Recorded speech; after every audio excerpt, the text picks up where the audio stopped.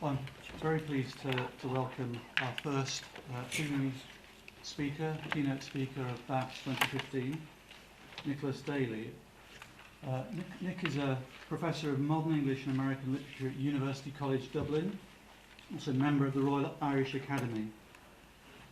Before taking up his current position in 2005, he taught at Wesleyan University in Connecticut and Trinity College Dublin.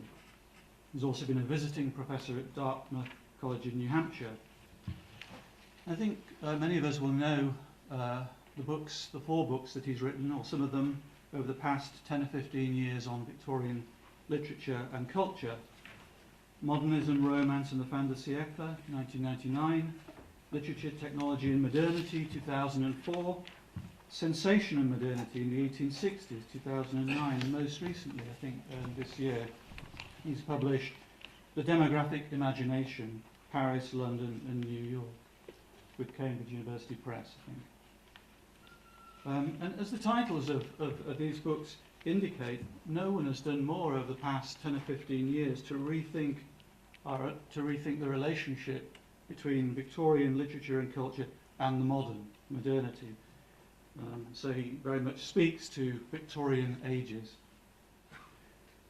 Currently, he's working on a collaborative project on Ruritanian fiction, drama and film, from The Prisoner of Zenda to something called The Princess Diaries, which I had to look at. It's a film.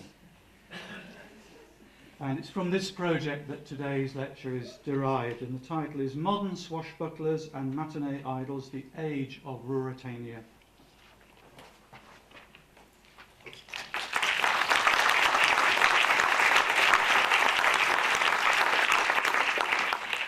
Thanks very much. Thanks, Richard, for those kind words, and thanks especially to the BAVS committee conference committee for inviting me. Thanks to Leeds Trinity for generous hospitality, and the Leeds Centre for Victorian Studies.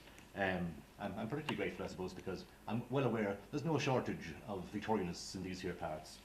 So shipping one in from across the Irish Sea seems very generous. Thanks. I've come to this by sort of devious routes. I was actually originally going to talk about my sort of last project, the demographic imagination at the 19th century city, which is partly concerned with Victorian ages insofar as it's a book about, I guess, the cultural reflexes of the demographic transition, whereby we go from large families, short life expectancy at the start of the 19th century to the 20th century, I suppose, smaller families, low fertility, in other words, and longer life expectancies. And as part of that so-called transition, it's a bit more dramatic than a transition. It's really kind of a revolution, I suppose, in demographic terms. As part of that, you get a population explosion. And I guess this is sort of a book about population explosion. But I'm not going to talk about that. I decided that it would be more fun for all of us, probably, if I talked about something that was a work in progress rather than something that was done and, might I say, dusted. So instead, you can go off and read that now. It's available in all good bookstores and some bad ones as well. Say Amazon, for example. Anyway, so as my title suggests, I'm actually going to talk about Ruritania and the Prisoner of Zenda in particular, but also various other versions of the Prisoner of Zenda. Sorry about the slightly modernist slides. I went a bit crazy with PowerPoint, I'm afraid. I hope it's not going to produce too much visual whiplash as I go through. They're not all as bad as this. So I'm partly interested in these because I guess they're the least talked about late Victorian popular fiction, at least as far as I can figure out. So the last drop of critical blood, I think, has probably been squeezed from Dracula at this point, another late Victorian Gothic. Your imperial adventure yarns are well explored, and even mad religious melodrama of Marie Corelli has had a fair bit of attention, I think. But there isn't actually that much critical stuff about Ruritania and that sort of romance. And where there has been work done by, say, Vesna Goldsworthy on the idea of Ruritania, she sees the Ruritanian stories as basically being a sort of Orientalism, I suppose, that they're stories that the West tells itself about Eastern Europe, so she kind of sees them as being about Eastern Europe at some level. that's not quite, I think, the way I see it. So myself and my partner in this project, Dr. Stephanie Rains of NUI Maynooth, we kind of see these really, I suppose, as stories, plays, films that are really more about England than they are about Eastern Europe. So it's that version of Orientalism, I suppose you could say. They're actually kind of, I suppose, heterotopias of the English more than they are representations of some kind of distant other, some kind of Eastern European, Balkan other. So I hope that isn't spoiling the plot too much for you. That's kind of where we're going with this.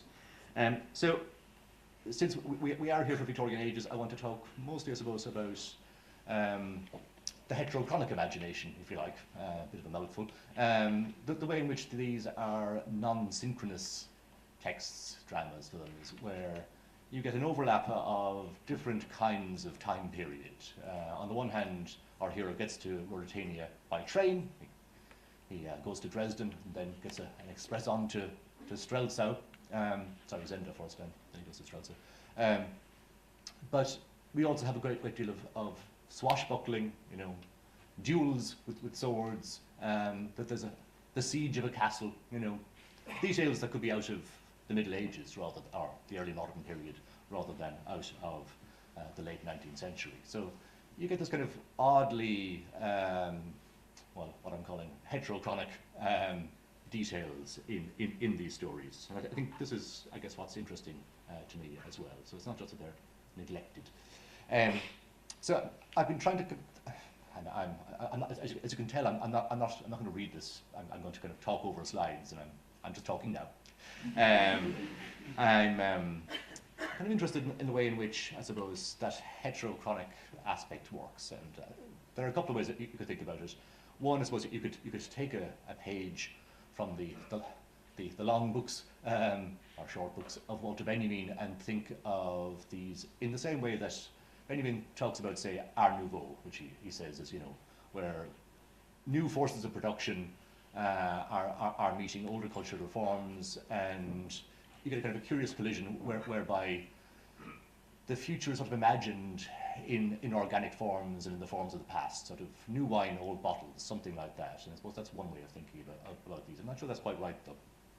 Another way is suggested more recently by Rosalind Williams, who talks about the revival of romance in terms of the Anthropocene, you know, the kind of the romance she suggests arrives at that moment when it's clear that the world has now shrunk, that humans have left their paw prints on pretty much everything. Or it's just that moment when you can still imagine there might be still one little bit of the globe where there hasn't been a paw print, or a human hoof print. And so she looks at Jules Verne, Robert Louis Stevenson, William Morris in those terms. But I think these are a little bit beyond that. I think we're actually kind of we're past that moment with the Prisoner of Zenda.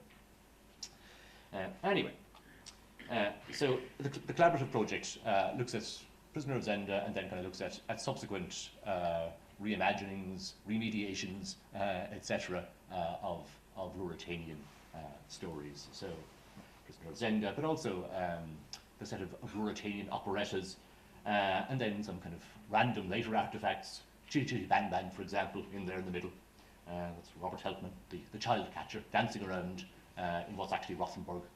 And landing up with the Princess Diaries at the very end, which is sort of an American reimagination of The Prisoner of Zenda, or actually more so, I think, of one of the first spin-offs of The Prisoner of Zenda, which is a whole series of novels called the Graustark series by George R. McCutcheon, which I'll come to in a minute. Anyway, so that's kind of the general project. Now, The Prisoner of Zenda, once upon a time, I think, wouldn't need any introduction. It was so well known, I think, that you could probably just assume that everybody had read it, or at least had seen one of the film versions. I'm actually not quite sure that's true anymore. I think many of us have read it, or read versions of it, seen film versions.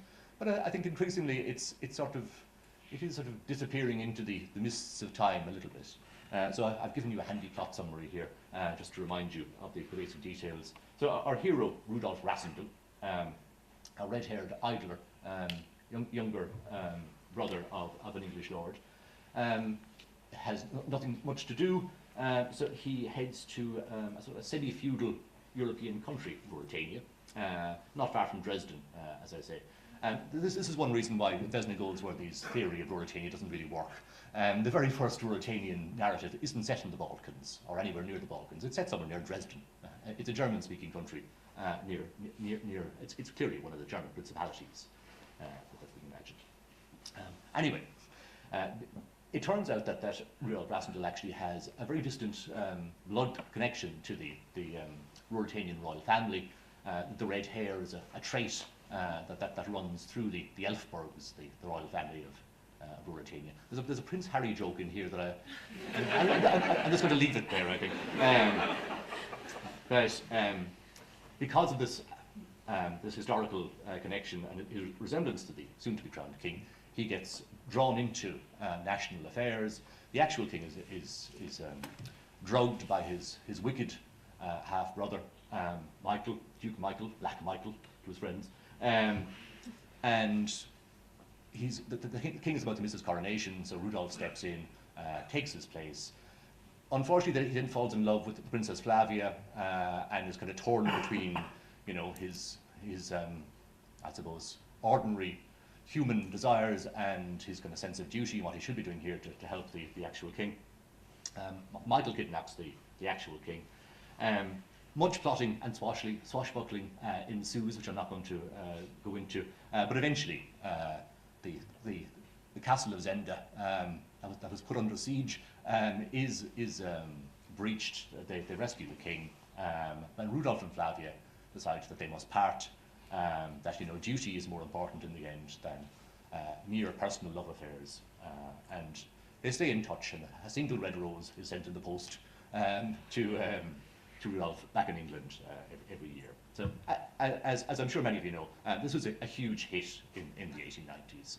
So there are endless spin-offs in the form of plays, copycat novels, and so on. I mean, the sales figures, I suppose, by our contemporary standards look relatively modest. Arrowsmiths had sold 300,000 copies by the 1930s, but that's just the British versions, one British edition. But there are other editions, and in the US it sold much more, of course.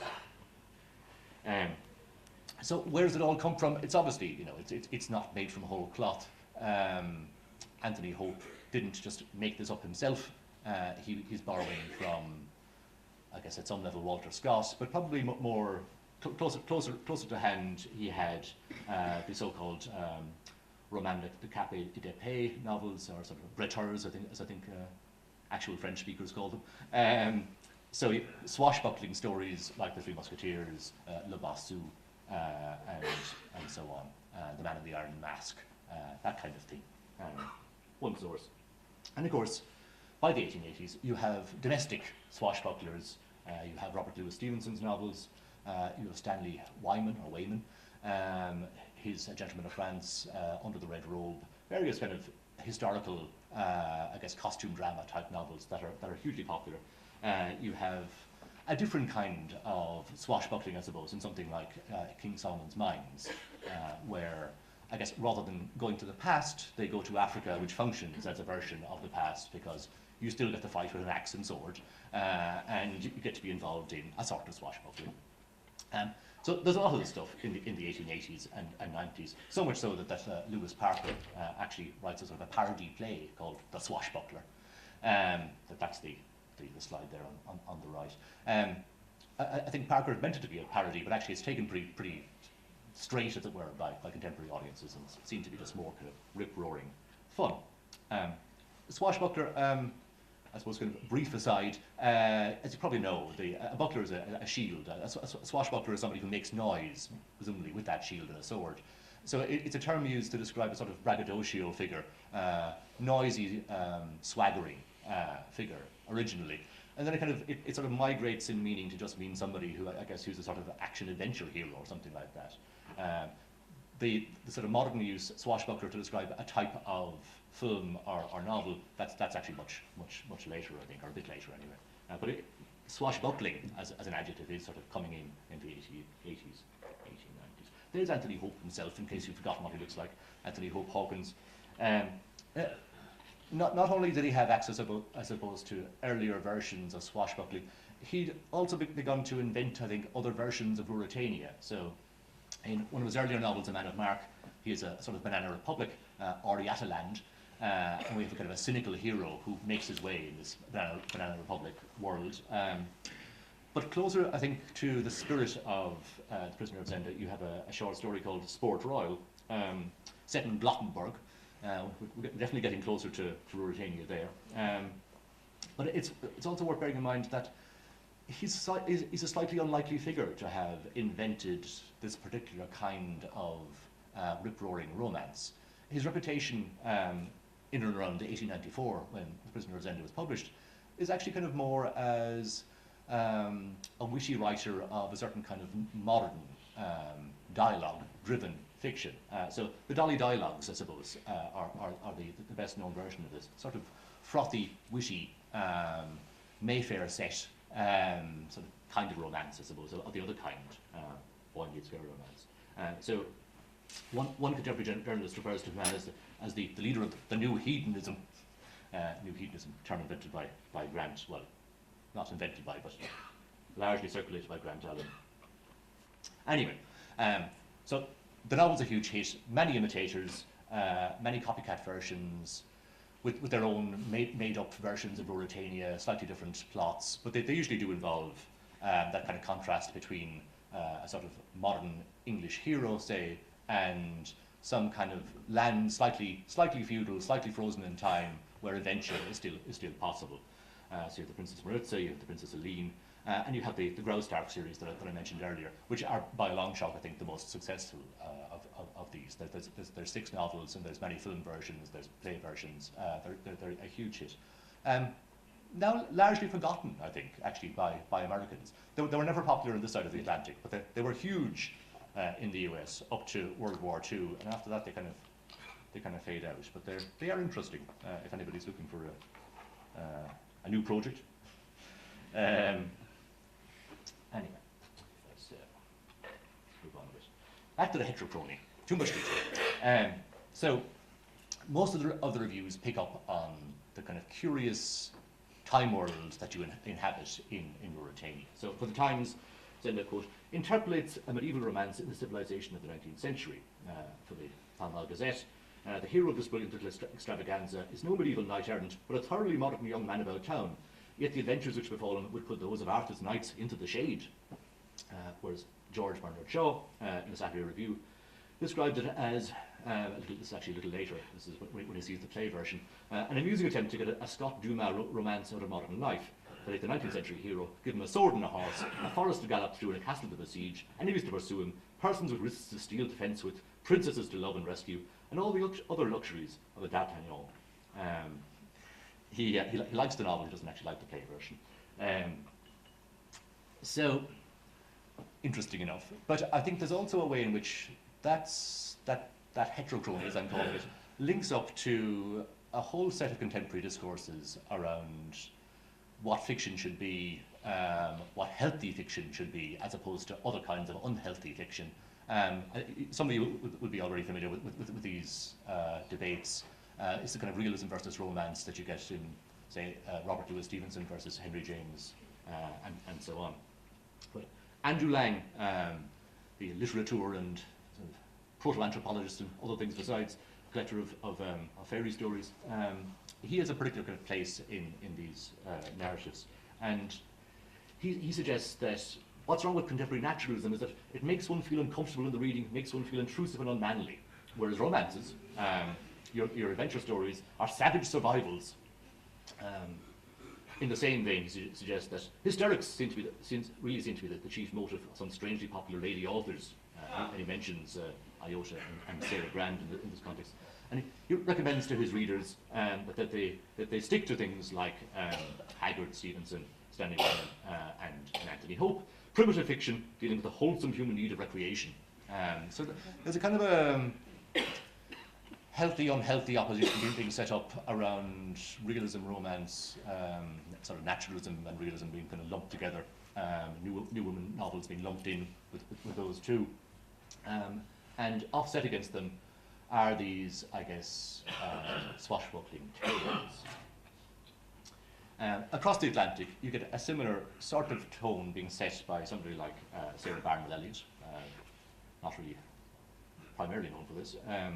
So in her review of the novel, she suggests that these strenuous days when nerves are strained like fiddle strings and played upon momently by all the modern inventions for annihilating time and space, when the only hope of peace from world affairs and expositions and telephones and electric cars and all the other crazy machines and life absorbance is a voyage in a sailing vessel or journey across the desert on a camel, barring these, the unstrung wretch of a worker should take up Anthony Hope's Prisoner of Zenda. So it's kind of a cure for all the ills of modernity, really. I mean, this is a slightly tongue-in-cheek review, I should stress. This isn't purely, I think, deadly serious. But there's a kind of seriousness there, I think. And you see similar notes being struck by other reviewers. The New York Times describes it as a novel that, you feel better for reading it. So it's meant to be the opposite of all that kind of brain-sickly, to use a term one reviewer used, all that brain-sickly modern stuff. So that's the novel. I want to kind of switch now to talk a little bit about the spin-offs or remediations, I suppose, more properly. And in particular, I want to talk about the role of the play version in another set of, I guess, debates, you could say.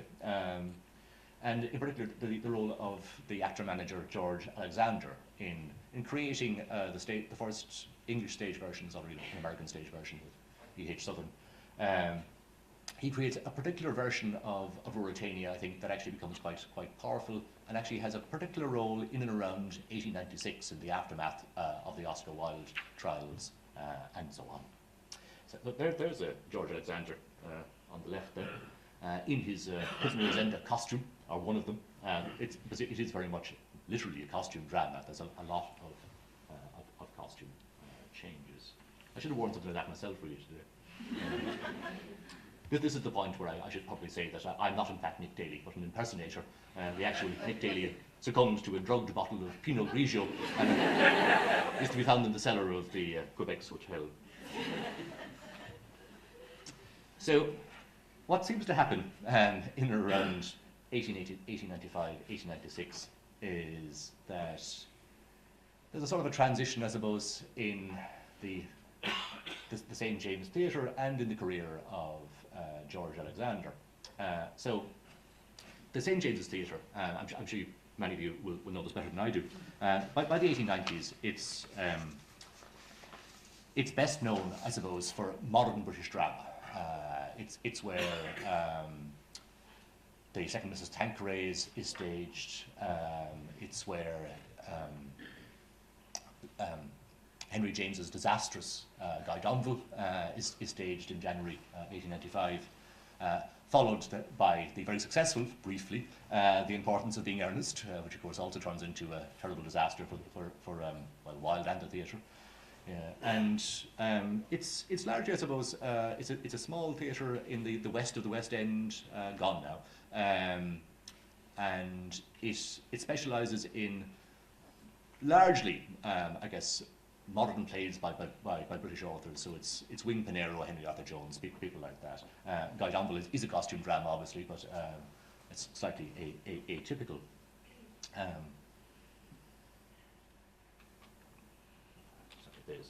There's Alexander there in his Guy Donville costume. There he is on the right of the other one. There's Evelyn Millard, who reappears in The Prisoner of Zenda on the left. She's Cecily Cardew in the original, The Importance of Being Earnest. There's Cecily Cardew again, or Evelyn Millard. And there she is in sort of a publicity photograph, very much sort of modelling the new woman, I suppose, here. But, well, I'll come back to that. So, in 1895, 1896, you get a very particular sequence of plays that I think are pretty typical fare, really, at the start for the St. James's. They're aiming at a sort of a select, educated, sort of carriage trade audience by and large. There are kind of shilling seats in the gallery, but the theatre is, I think, dominated by a fairly kind of, educated, affluent audience. So we start with Henry James's Guide Omble in January, move on to Wilde's The Importance of Being Earnest. After the disastrous collapse of Wilde, and the play becomes sort of basically too controversial to stage, Alexander pulls it and replaces it with I think, the not accidentally titled The Triumph of the Philistines, in which, if memory serves me right, a sort of an artist studio is turned into an orphanage for, anyway, can't remember. The Philistines win, and are the most likeable character in the play goes off to live in France. That's followed by H.V. Esmond's The Divided Way, another sort of, I guess, modern problem play, like the second Mrs. Tanqueray, which the Times described as being, or sorry, its heroine was described as being a depressing study illustrating the perversion of the sex instinct. So not healthy stuff, obviously. And then come January 7th, 1896, I think Alexander finally thinks he'd better change things up a bit, and he stages The Prisoner of Zenda. So this is how we enter Ruritania through the forest here, and there's modern Rudolf Rassendyll confronting the king in a scene that doesn't actually appear in the play for obvious reasons, since Alexander is playing both roles. It's a piece of trick photography. So we move from your kind of your edgier modern drama to a different kind of play entirely, a sort of a spectacular costume play, one where true love is celebrated, where men are manly, women are true women, and do a lot of blushing and not much else. And at the visual level, I suppose, there's a sort of a remaking of Your New Woman into this sort of visual fetish figure, the Princess Flavia, there, seen surrounded by flower girls there on the right. There's a close-up of the elaborate costumes. They spent an absolute fortune on the costumes for the play. So, unsurprisingly, I think there's a positive critical reaction, at least in some quarters, to this switch away from your dodgy, modern, unhealthy material to something better and healthier. So, for Lloyd's Weekly, from the dull and morbid realism of plays of the modern Scandinavian school, you kind of post-Ibsen drama, it's a relief to turn to such a spirited piece of pure imagination. Whereas the Times thought, there is in the interior of the Winter Palace of Ruritania such a display of uniforms and court costumes as, we venture to say, has never been surpassed on the stage. Even H.G. Wells in the Pall Mall Gazette described it as a glittering dream of delight. So the glittering dream makes about 18 grand for George Alexander. So much so, I think, that when the theatre is refurbished on the strength of this newfound wealth, its telegraphic address becomes Ruritania, as is appropriate. Its website would be now ruritania.com. So there's kind of a, not just, I think, an interesting little chapter here in the history of drama, but there's a way in which Alexander himself sort of repositions himself from being the figure associated with the kind of modern, edgy British drama to being a matinee idol, effectively. Don't really have time to go into that particular term, but I suppose it is linked to the ways in which you have the rise of the so-called matinee girl, a term that's used on both sides of the Atlantic, in the US largely associated with younger working class women who can't afford kind of regular theatre prices. In the UK, it's got a slightly different resonance. It's kind of more ladies of leisure. But either way, it's kind of by certain critics, it's seen to be kind of a bad turn in theatre history. But at the same time, I think it is seen to be healthier that we have matinee idols going to see, or we have matinee girls going to see matinee idols, than going to see the plays of Oscar Wilde or anything like that. So I'll just say a little bit about the kind of subsequent adventures of the Prisoner of Zenda. I don't want to go into it in too much detail, because there's much more conference left, and I don't want to hog too much of it. But suffice it to say, I suppose, that that particular kind of stage costume hero invented by George Alexander has a long life in later popular culture. That the very first American feature film, well, better qualify that slightly. I suppose that the first real kind of American feature film is Queen Elizabeth with Sarah Bernhardt, but that's actually made in France for Adolphe Zucker and his famous players that later becomes Paramount. But the first sort of American set feature film, like longer than a couple of reels, is in fact a version of The Prisoner of Zenda. And there's James K. Hackett, who had made the stage version his own. There he is with his then wife Beatrice Beckley in a scene from that film. A film quite hard to come by. So what you have there, I suppose, is the cachet of the stage version is actually being used to draw a new audience to the cinema. Up to that point, arguably, I suppose, that the cinema is largely seen to be a very popular kind of demotic visual form. It's not seen to be, I think, something for the carriage trade.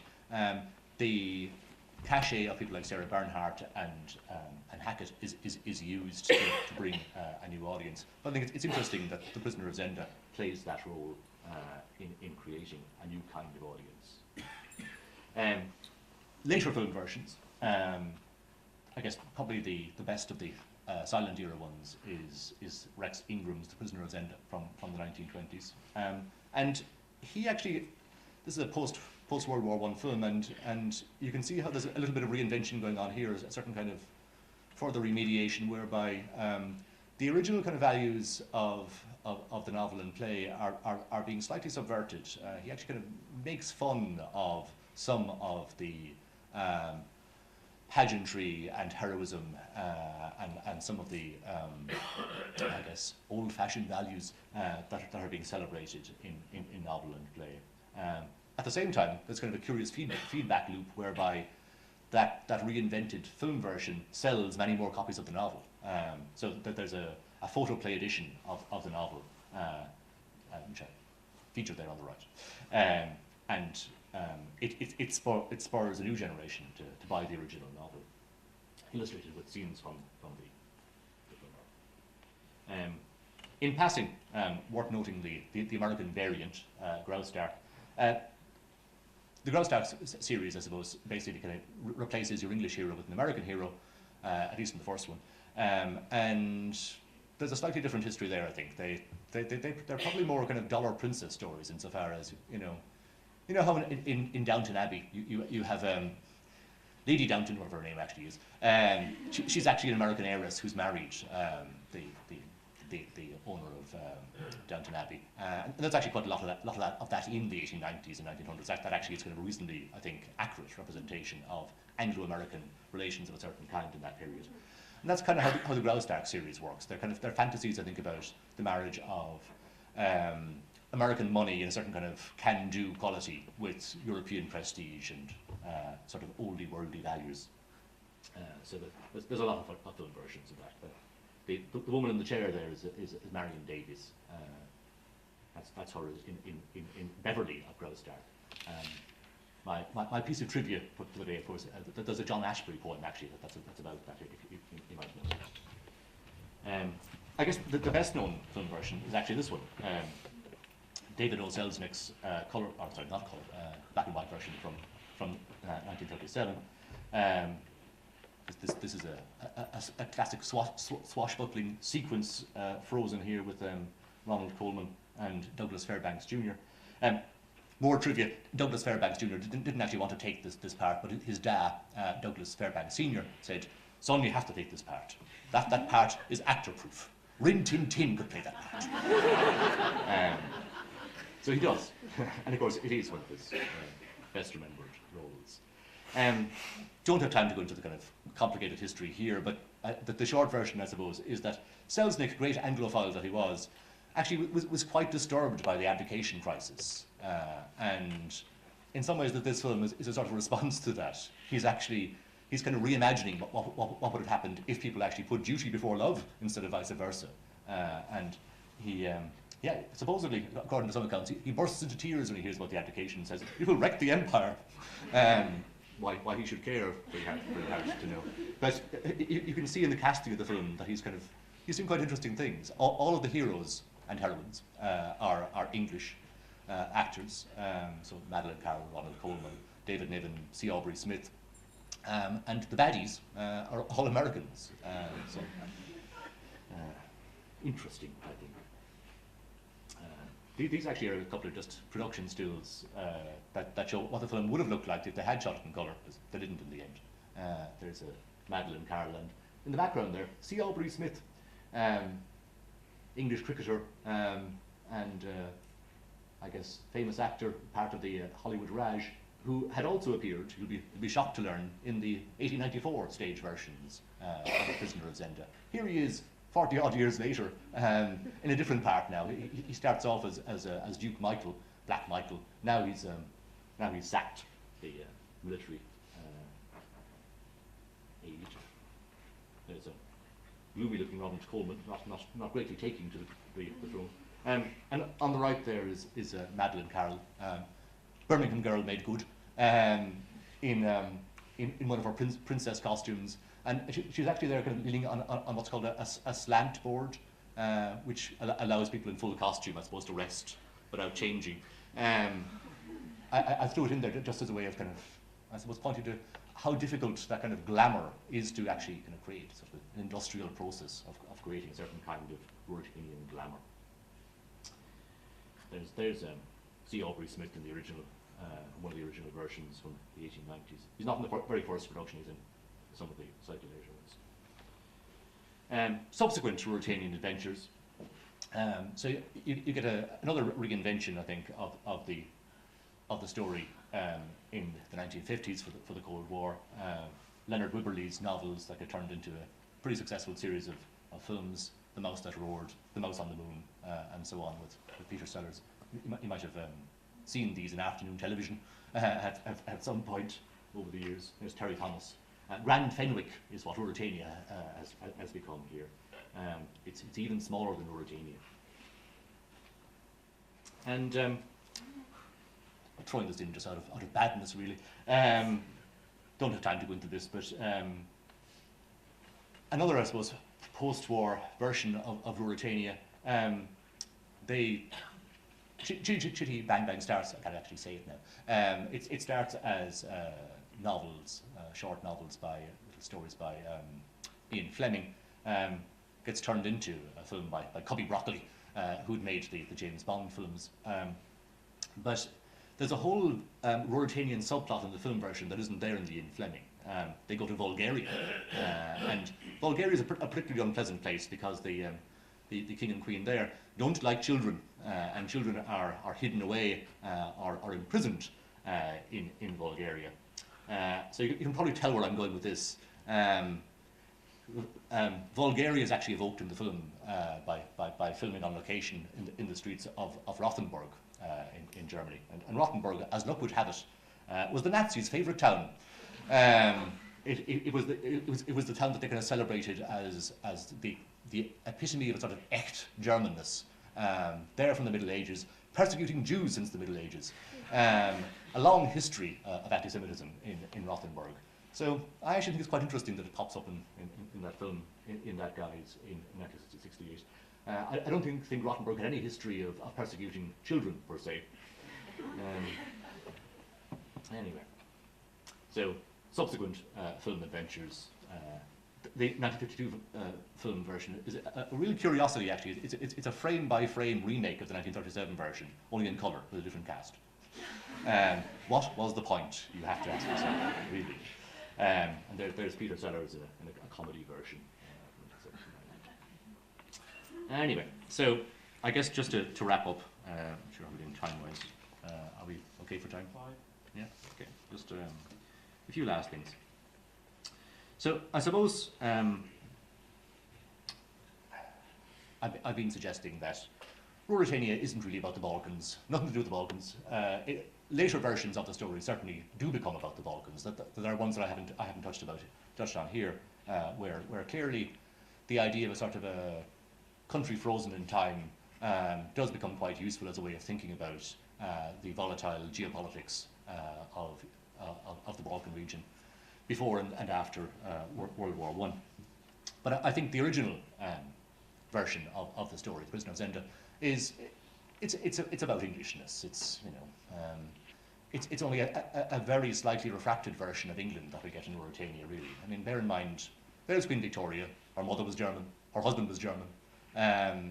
You have the same overlap of trains and swords and pageantry in late Victorian England. It's not like those are something that you only found in distant Ruritanian lands.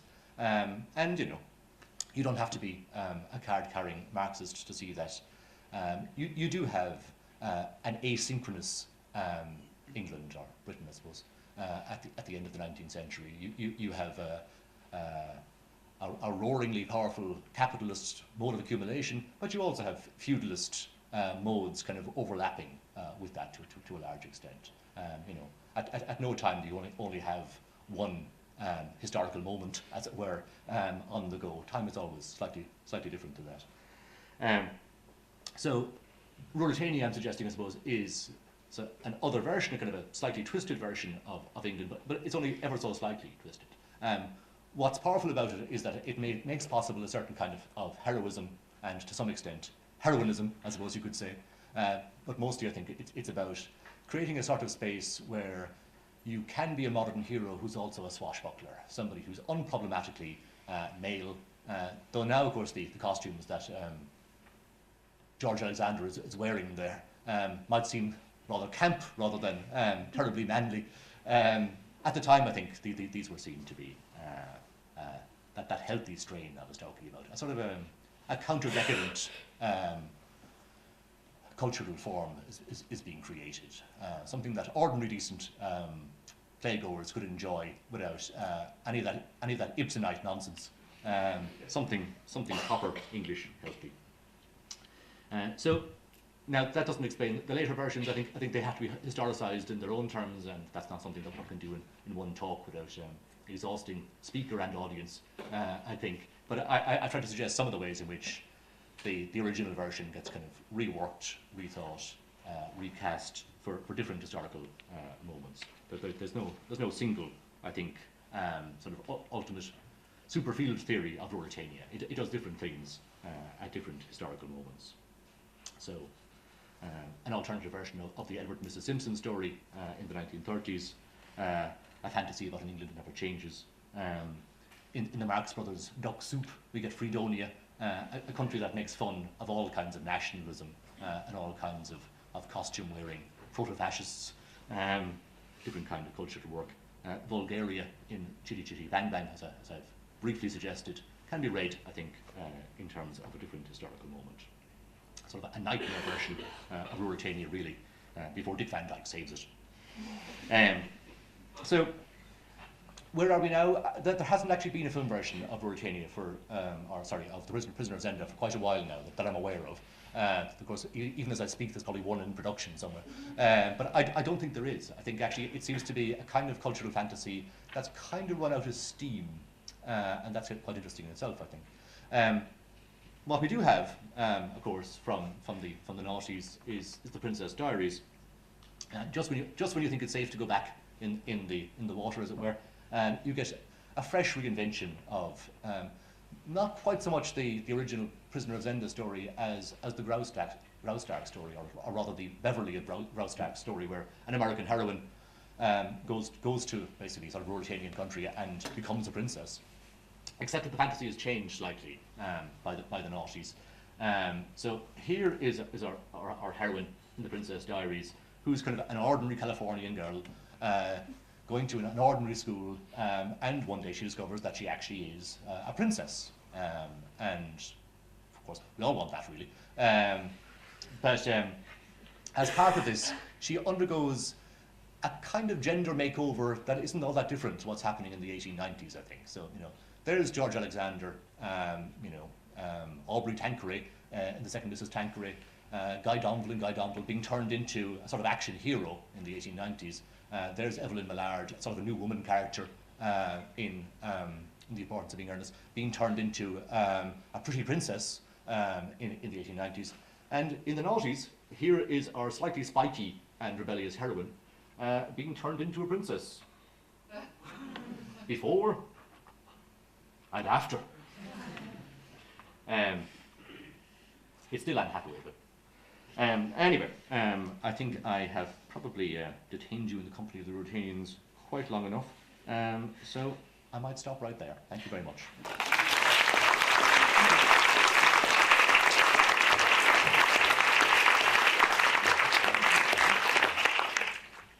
Okay, well, first of all, I'd just like to thank Nick for such an illuminating and, can I say, fun paper as well. We have some time for questions. I think we started a bit late, so we can. Are we allowed to go over for perhaps 5 minutes or so? We've got a half-hour break scheduled after this paper, so some time for questions. We have some microphones.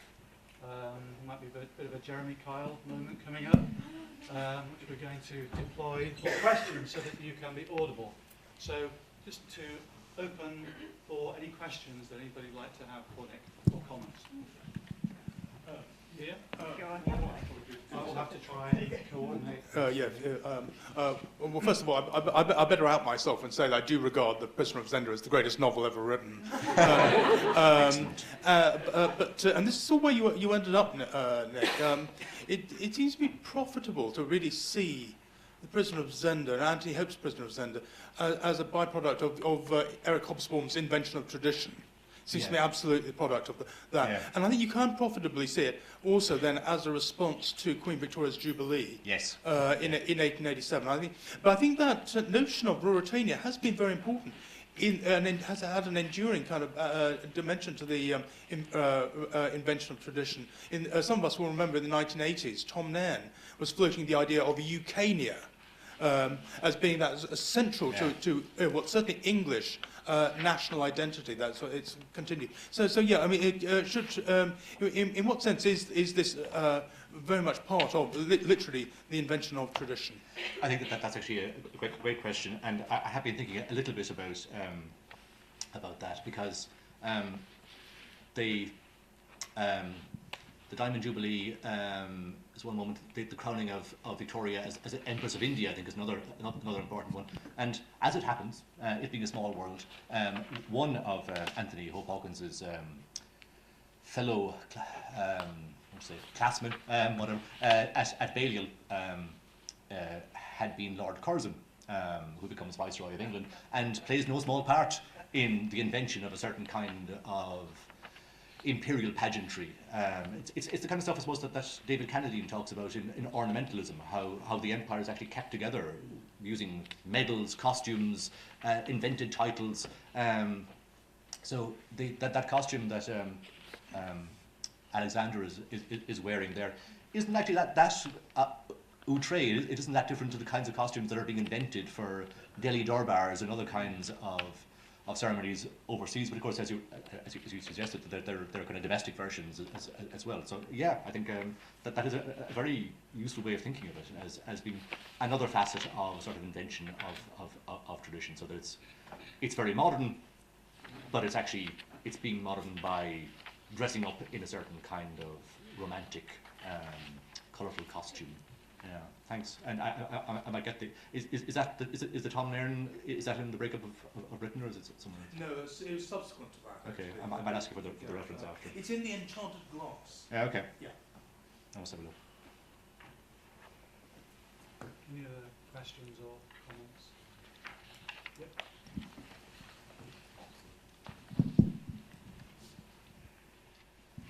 Well, thank you. I'll follow Rowan's lead and out myself as having written a stage version of The Prisoner of Zenda when I should have been writing my PhD in Cambridge 20 years ago. So I was delighted to hear this. And I hope when you write the longer version that you write about the Doctor Who episode, The Androids of Tara, as well, too, which is also a version of The Prisoner of Zenda.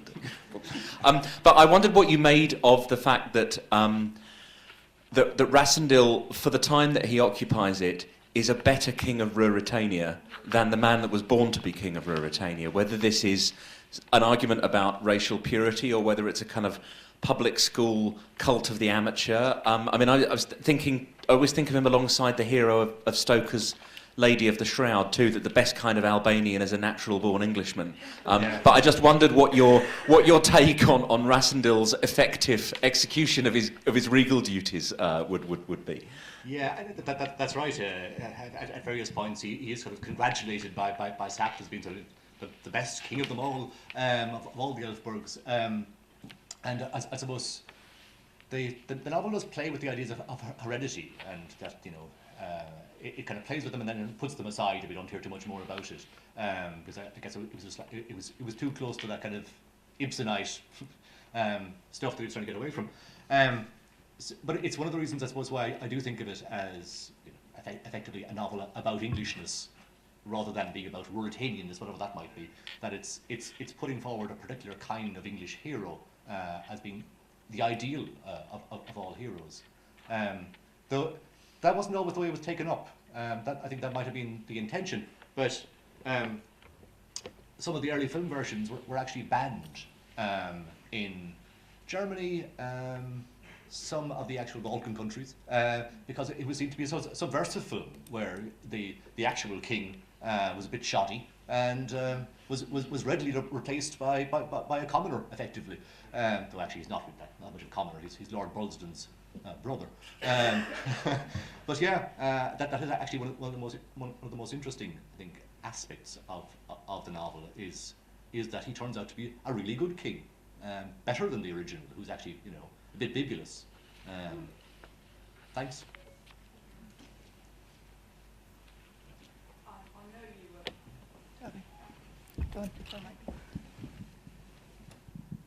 I know you were keen to avoid mentioning Dracula at the beginning, but I was wondering, after hearing what you said, whether you could really get away with not linking or seeing Ruritania and Transylvania having some links in the movement between the countries. Yes. Actually, I don't put Transylvania in there. But you could see that there was something. It was almost being subverted before it had the chance to be idealised by the Ruritania, creation of Ruritania by Hope.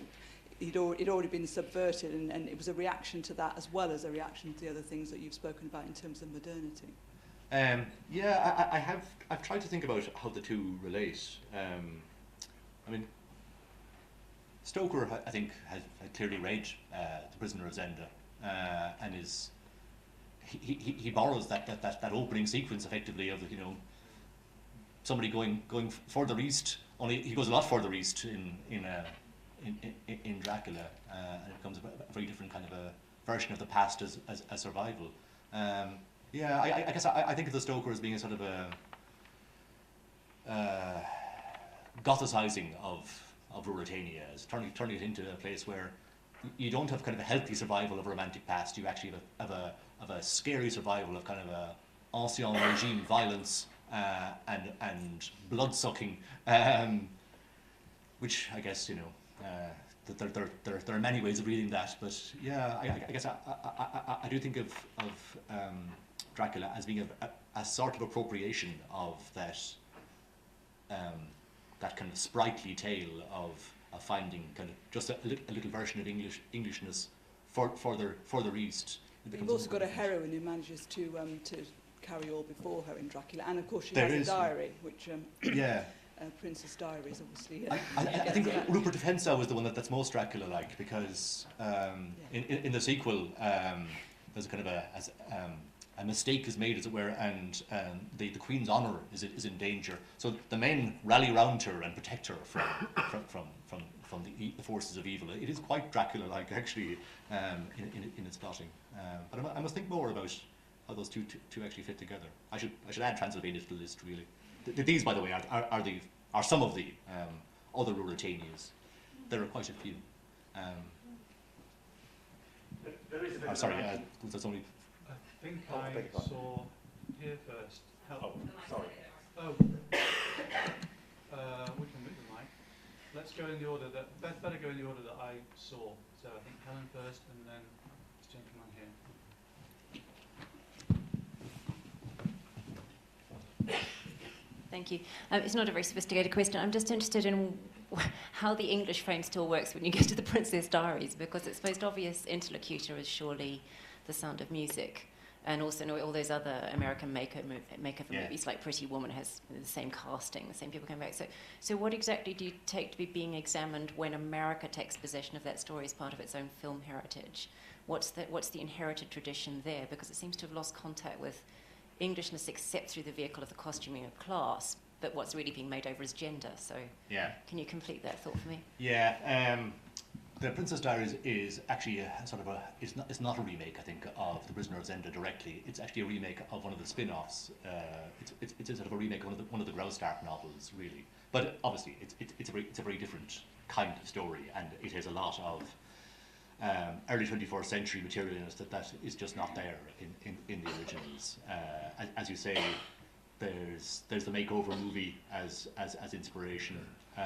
There's a version of Monaco and Grace Kelly and that kind of princess story in there as well.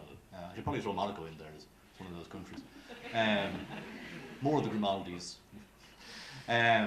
So yeah, no, you definitely have to shift gears a bit when you're talking about something like that, which starts as a series of novels by Meg Cabot and turns into kind of a Disney princess movie.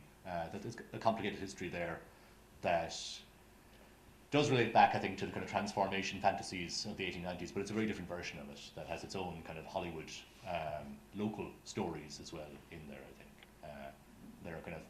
There are narratives there around the star power that's being deployed and the invention of Anne Hathaway as a certain kind of heroine, Julie Andrews as being kind of referenced back to earlier films and things like that. But there's a lot going on. This is based on the last question but one. There is a 19th century tradition, I think, in English literature of exporting things which were not acceptable in England to other parts of the world. I'm thinking first of all of Mary Shelley's Frankenstein, where a pretty unacceptable set of events is exported to Eastern Europe. And Dickens is famous for sort of shipping all of the socially unacceptable characters off either to Australia or to America. Uriah Heep, Mr. Micawber, Tom Gradgrind, you know, they all get sort of taken out of England because for some reason or other they're unacceptable. Do you think this links in with...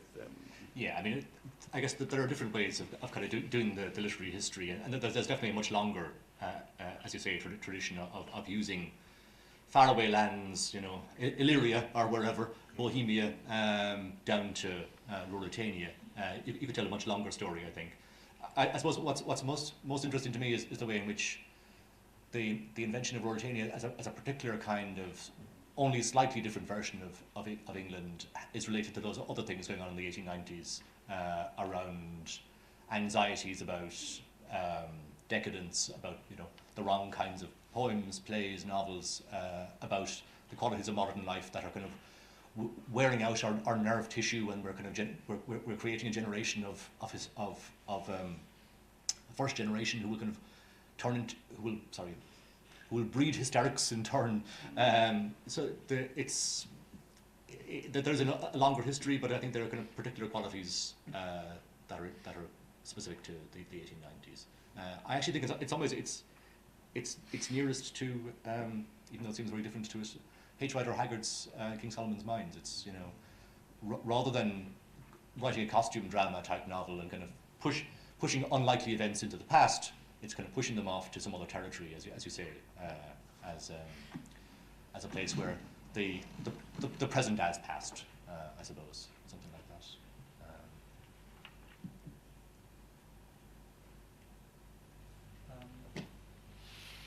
Final question? I think I did see a hand up there. Okay, one more question at the back there, yes. Is nobody going to ask me about operetta?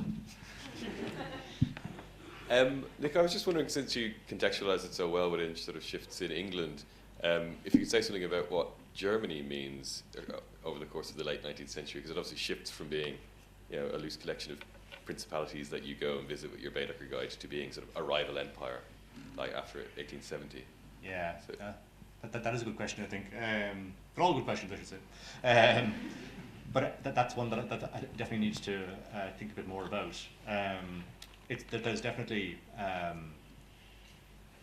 a way in which, in the novel, it only works because it's meant to be kind of slightly earlier. You know, our hero is in the present in the 1890s, kind of thinking back to his youth, or at least a few years earlier. So it's already kind of imagining the slightly earlier Germany, kind of pre-empire, really, I suppose.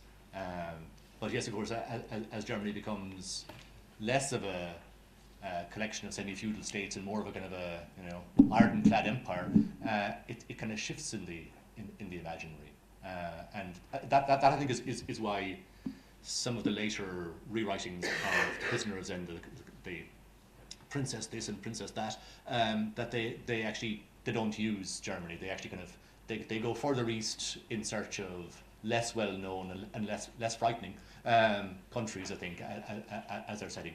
At that point it does become more Balkan. So by 1937, surprise, surprise, it's not Germany. We're not told explicitly, but we can tell from the train itinerary at the start that Ruritania is somewhere between Vienna and Bucharest. So we've moved a long ways from Germany by the 1930s, and you can kind of figure why, I think, really. And of course, after the war, you get a different version again. But yeah.